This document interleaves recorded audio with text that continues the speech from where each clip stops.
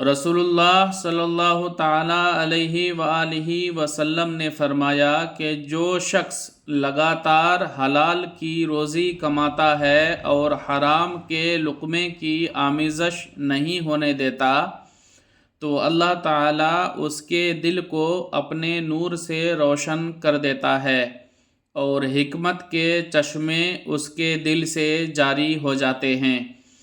کسی بزرگ نے فرمایا ہے کہ جب آدمی حلال غذا کا پہلا لقمہ کھاتا ہے تو اس کے پہلے کے گناہ بخش دیے جاتے ہیں، اور جو شخص حلال روزی کی تلاش میں ذلت کی جگہ کھڑا ہوتا ہے اس کے گناہ ایسے جھڑتے ہیں جس طرح درخت کے پتے جھڑتے ہیں۔ اللہ کریم سے دعا ہے کہ ہمیں حلال رزق کما کر کھانے کی توفیق فرمائے اور حرام سے محفوظ رکھے، آمین یا رب العالمین۔